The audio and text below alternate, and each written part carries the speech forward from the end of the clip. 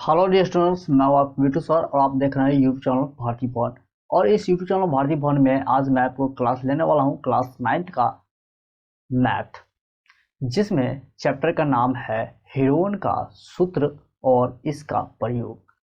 और इसमें प्रश्नावली है 13 का बी, और 13 का बी में क्वेश्चन नंबर आज हम लोग देखने वाले हैं 3 का ए और बी। तो आइए हम स्टार्ट करते हैं। और स्टार्ट करने से पहले मैं आपको ये बता दूं कि अगर आपको भारती भवन की बुक से क्लास 8 का हो, क्लास 9th का हो, क्लास 10th का हो, किसी भी क्लास के साइंस, सोशल साइंस या अदर बुक के क्वेश्चन आंसर को आप अगर लेना चाहते हैं तो आप दिए गए इस वेबसाइट पे जाके विजिट करें। वहाँ बहुत सारे अवेलेबल है, बहुत सारे बुक के क्वेश्चन आंसर, क्वेश्चन के साथ आंसर भी अवेलेबल है। आप जाइए, विजिट कीजिए। उम्मीद करते हैं आपको ये वेबसाइट बहुत ही पसंद आएगी और आप इससे बहुत ज़्यादा खुश होंगे। तो चलिए स्टार्ट करते हैं और हम लोग देखते हैं कि क्वेश्चन नंबर 3 को कैसे कंप्लीट करते हैं। तो अब हम लोग आ चुके हैं और क्वेश्चन नंबर 3 का फर्स्ट देखते हैं। तो क्वेश्चन नंबर 3 के फर्स्ट में क्वेश्चन में बोला जा रहा है कि आपको दिख भी रहा होगा कि क्वेश्चन नंबर 3, एक समांतर चतुर्भुज की दो आसन्न भुजाएं और विकर्ण क्रम से 13 मीटर, 14 मीटर और 15 मीटर है, तो इसका क्षेत्रफल निकालें। मीन्स कहने का अर्थ ये है कि हमें बोल रहा है कि एक समांतर चतुर्भुज की दो आसन्न भुजाएं हैं। एक समांतर चतुर्भुज की दो आसन्न भुजाएं हैं और विकर्ण जो होता है वो क्रम से कितने कितने हैं वो देख लीजिए। 13 सेंटीमीटर है, 14 सेंटीमीटर है और 15 सेंटीमीटर है। तो इसका क्षेत्रफल हमें निकालने को बोला जा रहा है। तो देख लीजिए, इसका जो हम निकालेंगे एकदम इजी तरीके से मैं आपको दिखाऊंगा और उम्मीद करते हैं कि आपको बहुत ही अच्छी तरीके से समझ में भी आएगा। अगर आपको अच्छी तरीके से समझ में आएगा तो प्लीज़ आप एक बहुत ही अच्छा सा इस वीडियो के नीचे कमेंट कर दीजिएगा। तो देख लीजिए, हम सबसे पहले तो बात करते हैं कि एक पिक्चर आपको मैं बना करके दिखाता हूँ कि हमारे पास जो है एक समांतर चतुर्भुज है। क्या है? एक समांतर चतुर्भुज है जिसका नाम आप कर सकते हो ए बी सी डी, कुछ इस तरीके से, जिसमें कि एक विकर्ण है जो कि ए सी हमने कर दिया। और इसमें जो बोला गया है यहाँ पर देख लीजिए कि हमारे क्वेश्चन में बोला जा रहा है कि विकर्ण क्रम से 13, 14, 15 मीटर है। यानी कि आपको मैं बता दूं कि ये, इसको आप 13 मीटर बना लो, इसको 14 मीटर बना लो और इसको 15 मीटर बना लो। अब कहने का अर्थ ये है कि आप कहोगे कि सर हम 13 सेंटीमीटर इसी को क्यों माने हैं, इसको भी मान सकते हैं, इसको भी मान सकते हैं। तो ये बिल्कुल ही सही आप सोच रहे हैं कि आप इसमें से किसी को भी मान सकते हैं, कोई मैटर नहीं रखता है। आप इसी को भी 14 सेंटीमीटर मान सकते हैं, यानी 13 सेंटीमीटर 15 सेंटीमीटर मान सकते हो, या फिर इसको भी 13 सेंटीमीटर 14 सेंटीमीटर मान सकते हो। कोई जरूरी नहीं है कि 15 सेंटीमीटर ही उसको हम माने। ओके, उसके बाद जो है, जब ये हमारे पास दिया हुआ है सभी का वैल्यू, तो इसका क्षेत्रफल हमें निकालने को बोला जा रहा है। तो सबसे पहली बात तो ये कि इसको आप ए मान लो, इसको बी मान लो, इसको सी मान लो। ओके, यानी कि ये ए बी सी, यानी इसमें आप बोल सकते हो इस तरीके से कि माना कि ए बी सी डी एक समांतर, मीन्स ये ए बी सी डी एक क्या है? समांतर चतुर्भुज है। समांतर चतुर्भुज है। चतुर्भुज है जिसका या जिसमें या इस तरीके से को बोल सकते हैं कि जिसका विकर्ण कितना है, विकर्ण 15 मीटर है। हमने मान लिया ए बी सी डी ये एक चतुर्भुज है, 4 भुजा वाले हैं, 1 2 3 4 भुजा वाले हैं।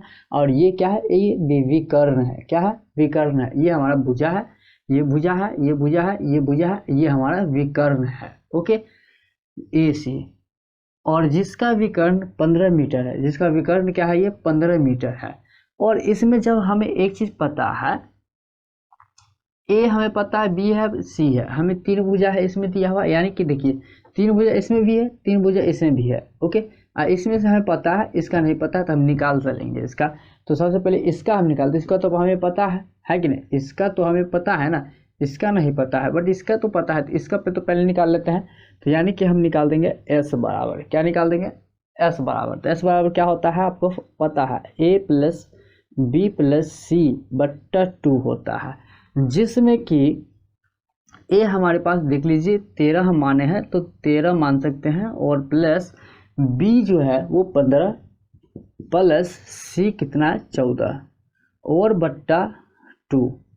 उसके बाद जो है इसको आप जोड़ लीजिए, 5 4 9 9 3 12 के 2 हो जाएगा, और 2 हासिल किया था 1 1 1 2 1 3 1 4 42 बट्टा 2। इसको अगर आप काटोगे तो 2 ही का 2 यानी 2 दूनी 4 और 2 ही का 2, यानी कि 21 मीटर जो है ये एस का वैल्यू निकलेगी, यानी कि अर्ध परिमाप या अर्ध परिमिति बराबर जो है 21 मीटर निकलेगी। उसके बाद जो है यहाँ पे जब हमारा अर्ध परिमिति निकल गया तो अब हम इसका क्षेत्रफल नहीं निकाल सकते, इसका क्षेत्रफल निकाल सकते हैं ना ए बी सी का। तो यहाँ पे हम लिखते हैं चूंकि त्रिभुज ए, या इसलिए आप कर सकते हैं, इसीलिए त्रिभुज ए बी सी का क्षेत्रफल, जिसमें कि ए बी सी का क्षेत्रफल क्या होता है, root under s into s minus a into s minus b into s minus c. अगर आपको समझ में आ रहा है तो प्लीज़ इस वीडियो को लाइक कर दीजिएगा। तो यहाँ पर देख लीजिए एस हमारे पास कितनी है 21, तो यहाँ पे 21 करेंगे और इंटू 21 एस है तो 21 करेंगे, ये माइनस है माइनस करेंगे, और ए कितना है यहाँ पे देख सकते हो ए 13 है तो 13 करते रहे हैं, और इंटू फिर से 21 माइनस बी 15 और इंटू फिर से 21 क्योंकि एस है तो 21 और माइनस सी कितनी है 14, तो ये आ गई। उसके बाद जो है यहाँ पे इसको इक्वल करते हैं, यानी 21 का तो 21 ही होगा और बीच में कुछ नहीं तो गुना हो जाएगा, और 21 में से 13 को घटा देंगे, यानी कि 11 में से 3 गया तो 8 और बच गया 2, सॉरी 1 में से 1 गया तो 1 ही होगा, तो यहाँ पे एडजस्ट करके लिख देते हैं 8, बीच में कुछ नहीं है गुना। अब ये बच गया 11 में से 5 गया तो कितना हो जाएगा 6, 1 से 1 कट गया, अब गुने फिर से 1, ये 11 में से 6 गया तो कितना हो जाएगा 7, 4 11 हो जाएगा और 1 से 1 कट जाएगा, यानी ये हमारे पास इतनी आ चुकी है ये। ओके, उसके बाद जो है हम क्या करते हैं इसमें, इसका जो है गुणनखंड निकाल देते हैं। तो चलिए गुणनखंड निकालते हैं इसका। तो 21 का जब गुणनखंड निकालेंगे तो 21 का गुणनखंड क्या निकल जाएगा 3 गुणे 7, 3 सत्ते 21 निकल जाएगा, ये इसका गुणनखंड निकल जाएगा 3 गुणे 7, 3 सत्ते 21। अब यहाँ पे 8 का गुणनखंड निकालोगे तो आप क्या निकल सकते हो 2 गुणे 2 गुणे 2, तभी तो हो जाएगा 2 दूना 4 दूना 8। ये आपको समझ में नहीं आ रहा है तो इससे पहले वाला वीडियो आप देख सकते हैं, यानी प्रश्नावली 13 का ए, उस सब में हम बहुत ही अच्छी तरीके से बताया हूँ कि इसका गुणनखंड कैसे निकाला जाता है। ओके, तो यहाँ पर देख लीजिए, अब ये 6 का निकालते हैं गुणनखंड, तो 6 का हो जाएगा 2 गुणे 3, 2 3 6 हो जाएगा, और ये 7 का तो निकलेगा ही नहीं, तो 7 का 7 ही होगा।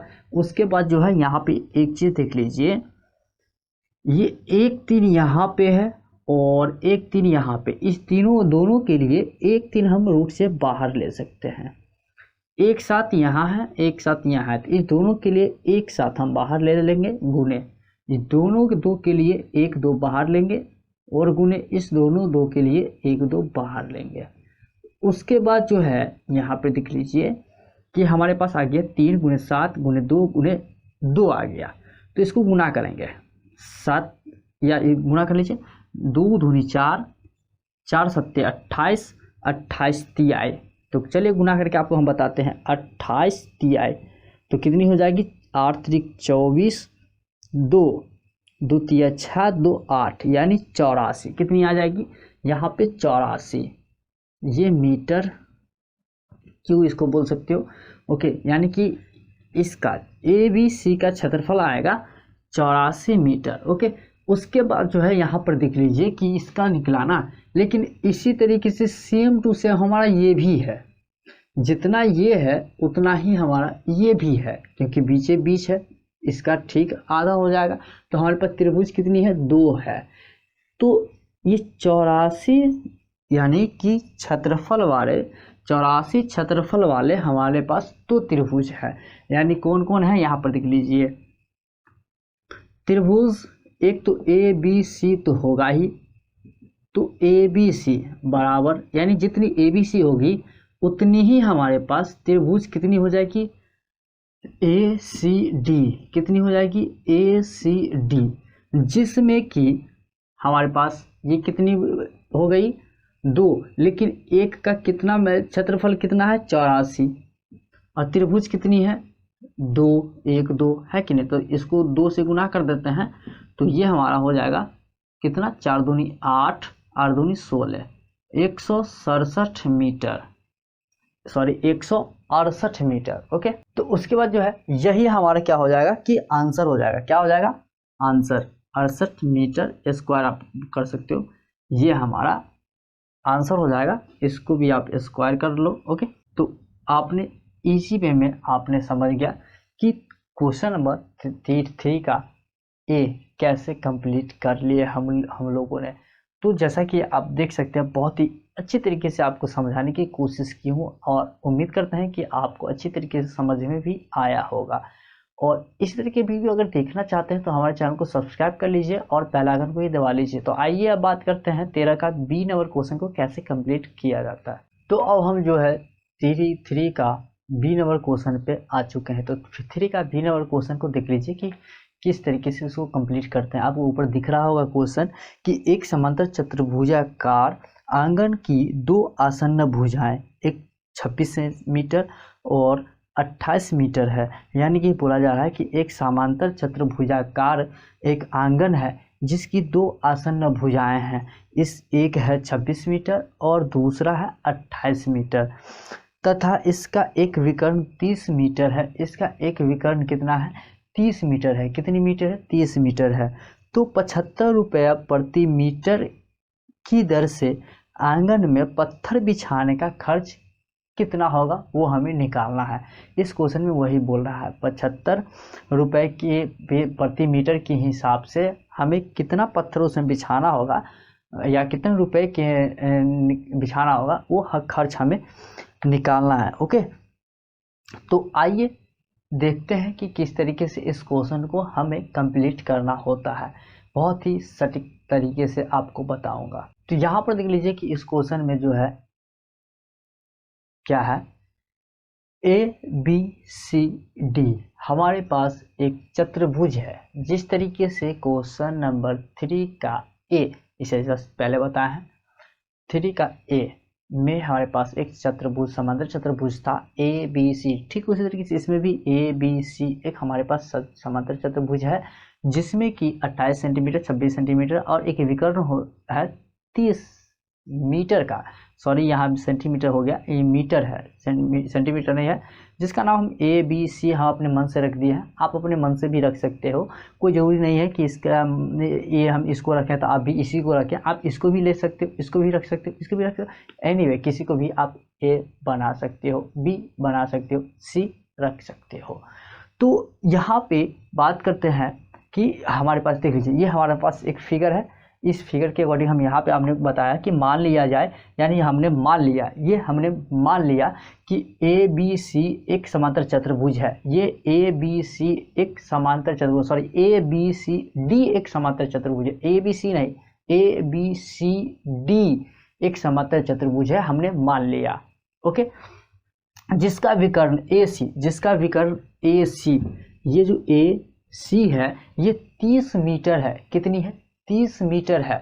तो जब हमारे पास ये इसका वैल्यू है, इसका वैल्यू पता है, इसका वैल्यू पता है, यानी कि त्रिभुज में 3 भुजाएं होती है, त्रिभुज में 3 भुजाएं होती है और तीनों भुजाएं हमें पता है, तो हम क्या निकाल सकते हैं, त्रिभुज का क्षेत्रफल इजी तरीके से निकाल सकते हैं। और आपको निकालने भी आता है, लेकिन आप कहते हो कि नहीं आता। तो चलिए देख लीजिए कि कैसे आपको हम बताते हैं कि कैसे इसका निकालते हैं। तो देख लीजिए, सबसे पहली बात तो ये कि चूंकि कि त्रिभुज ए बी सी, क्या A B C, A B C, A B C में अर्ध परिमिति निकालते हैं। क्या निकालते हैं, अर्ध परिमिति निकालते हैं।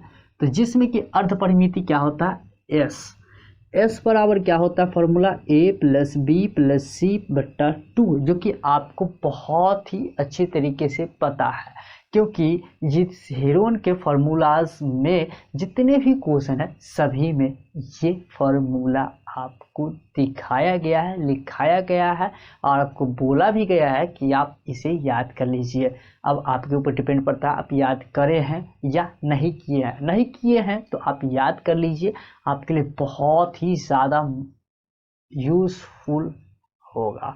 सो यहाँ पर देख लीजिए कि हमारे पास जो है s बराबर a प्लस बी प्लस सी बट्टा 2, जिसमें कि a हम देख लीजिए, अब हमको पहले ये बताए थे कि a b c हमने मान लिया, यानी किसी को भी मान लिया, आप भी किसी को भी मान सकते हो a b c, तो हमने इसको मान लिया। तो चलिए 26 प्लस ये b कितना है, माने है 30 मीटर, तो यहाँ पे 30 प्लस सी कितना माने हैं 28, तो 28 मीटर बट्टा ये 2 करते हैं, कौन, ये 2 करते हैं। अब उसके बाद यहाँ पर देख लीजिए सबको क्या कर लेंगे, जोड़ देंगे, क्या करेंगे, जोड़ देंगे।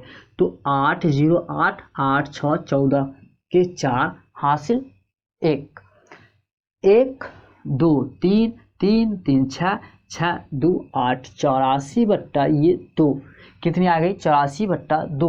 आप फिर से देख सकते हो 8 0 8 8 6 14 के 4 हासिल 1 1 2 3 3 3 6 6 2 8 84 बट्टा 2। इसको अगर आप काट के लाना चाहोगे तो आप काट के कितना ला सकते हो, 2 चौके 8 2 दूनी 4, यानी कि 42 मीटर।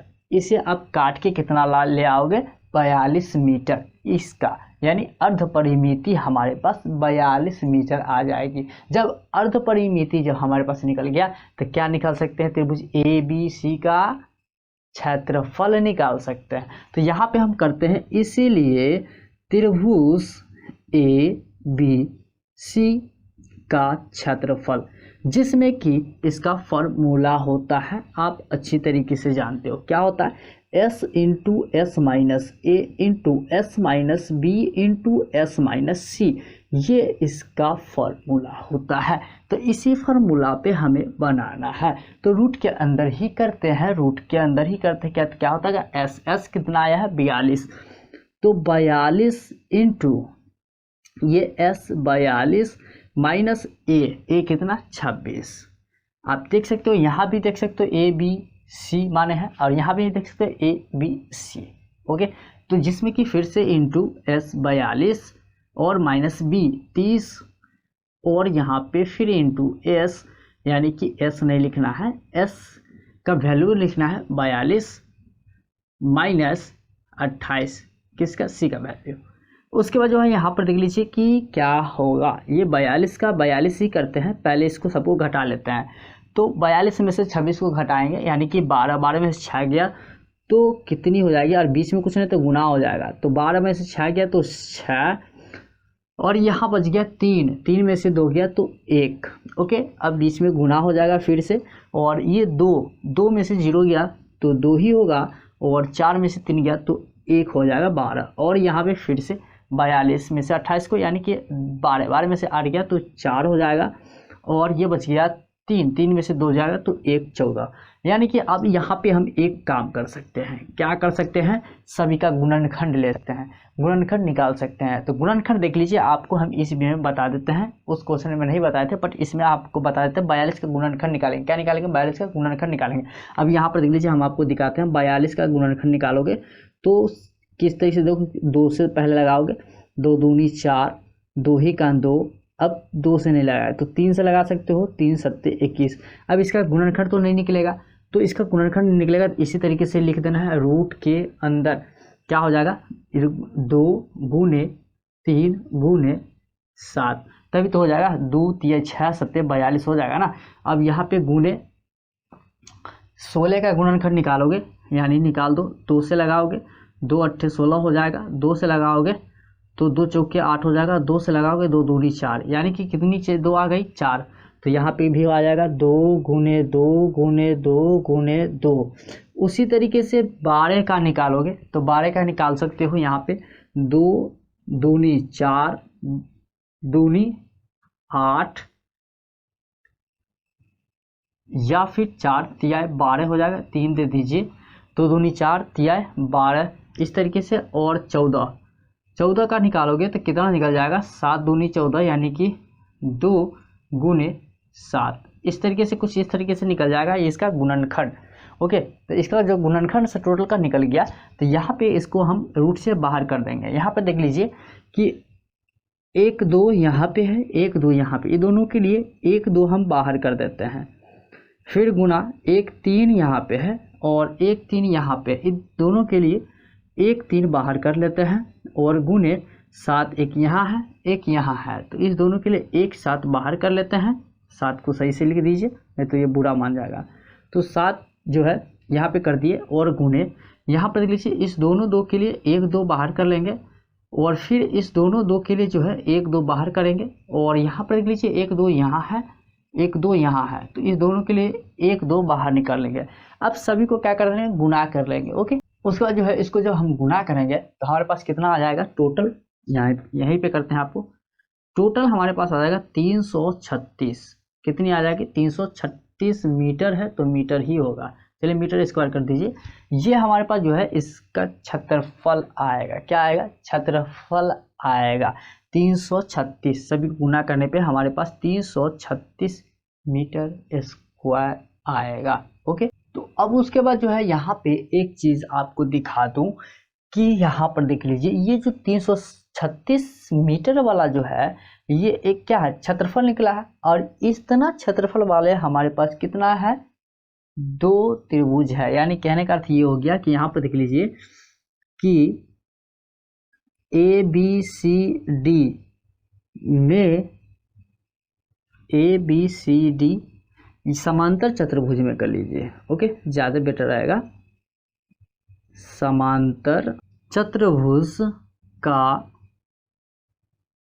क्षेत्रफल, जिसमें कि ABCD यानी कि एक तो आया हमारे पास, इसमें 2 त्रिभुज है, कितनी त्रिभुज है, 2 है। ABCD में आप देख सकते हो, एक ये है एक ये है, 2 त्रिभुज है, तो इसमें 2 आ जाएगा, और गुने 1 का कितना है 336, तो यहाँ पे 336 हम कर देंगे, इसको गुना करेंगे 336 से, तो कितनी आ जाएगी, तो गुना कर लीजिए, 6 दूनी 12 के 2 हासिल 1, 3 2 तिया 6 1 7 2 तिया 6, 672 मीटर स्क्वायर, ये हमारा आंसर हो जाएगा। क्या हो जाएगा, आंसर हो जाएगा। और एक चीज़ और मैं आपको बता दूं कि हमारा यहीं पे आंसर नहीं होगा, और क्वेश्चन में हमारे पास पूछा जा रहा था, बता रहा था कि पत्थर लगाने का खर्च कितना होगा, और यहाँ पे बताया जा रहा है क्वेश्चन में कि 1 मीटर जो है पत्थर जब लगाया जाता है तो उसे 75 रुपया लगता है।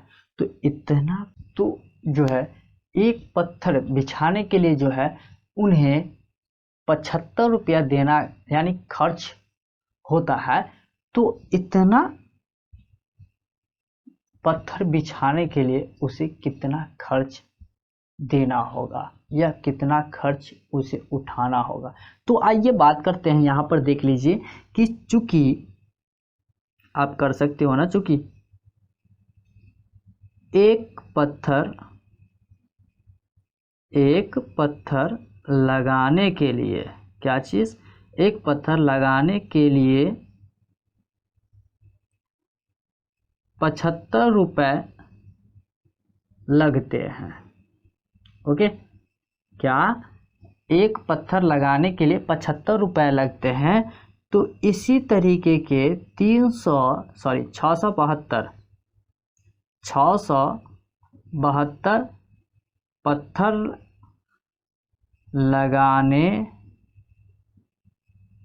के लिए उसे कितनी ज़रूरत पड़ेगी, तो 672 को आप 75 से गुना कर दो तो कितनी हो जाएगी। तो आइए बात करते हैं, यहाँ पे एडजस्ट होता है कि ना, आपको पहले दिखा देते हैं। तो यहाँ पर देख लीजिए कि इसका जो टोटल खर्च हो जाएगा 50,400 रुपये। कितनी, 50,400 रुपये टोटल खर्च हो जाएंगे। यानी कि 672 को जो है 75 से गुना करेंगे तो 50,400 रुपये यहाँ पे आ जाएगी। और ये हमारा आंसर होगा, ये हमारा आंसर नहीं होगा 672, बल्कि हमारा आंसर हो जाएगा 50,400, ये हमारा आंसर हो जाएगा। और यही हमारा आंसर आ गया है। तो उम्मीद करते हैं कि आपको बहुत ही अच्छी तरीके से समझ में आ गया है। अगर आ गया है तो प्लीज़ इस वीडियो के नीचे एक बहुत अच्छा सा कमेंट करके आप हमें बता दीजिए कि ये सच समझ में आ चुका है। इस तरीके के वीडियोज़ आप अपलोड करते रहिए, तो मैं पूरा कोशिश करता हूं कि इस तरीके का वीडियोज़ आपको अपलोड करते रहेंगे और आपको इससे भी अच्छी तरीके से समझाने की कोशिश करता रहूँगा। हमारे चैनल को अब तक सब्सक्राइब नहीं किए हुए हैं तो प्लीज़ इस चैनल को सब्सक्राइब कर दीजिए और वीडियो को तो खैर लाइक कर दीजिए, और ऑल अपडेट पाने के लिए नोटिफिकेशन बेल को भी दबा दीजिए। तो आइए, ये हमारा ख़त्म होता है। क्वेश्चन नंबर 3 का AB कंप्लीट हो चुका है। तो अब इसके आगे हम अगले वीडियो में बात करेंगे। तो चलिए आज के लिए दैट्स ऑल, थैंक यू, मिलते हैं अगले क्लास में।